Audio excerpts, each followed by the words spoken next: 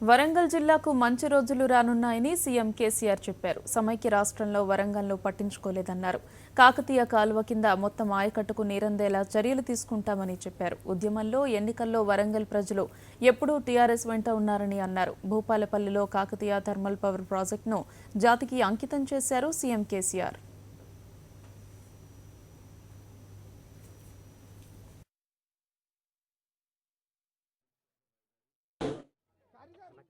నుంచి 8,000 క్యూసెక్ల సామర్థ్యంతో రావడానికి రిపేర్స్ కోసం 130 కోట్లు కాలువ కోసం శాంక్షన్ చేసినాం. కాబట్టి ఆ రిపేర్స్ అన్ని ఈ సమ్మర్లో పూర్తయిపోతాయి.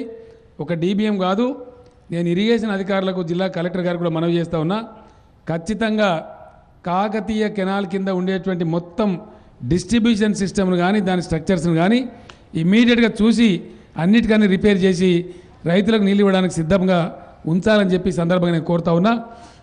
ఎంత డబ్బైనా సరే ప్రభుత్వం ఇవ్వడానికి ఉంది. ఈ ఊరు ఆ ఊరు, ఈ డీబీఎం ఆ డీబీఎం అని కాదు, entire distribution system under Kakatiya canal ఏదైతే ఉందో వర్షాకాలం వచ్చేలోపే అదంతా పర్ఫెక్ట్ కావాలి. ఆ ప్రకారంగా జిల్లా అంతా కూడా బ్రహ్మాండంగా నీళ్లు వస్తాయని కూడా ఈ సంతోషంలో నేను మీకు తెలియజేస్తా ఉన్నా.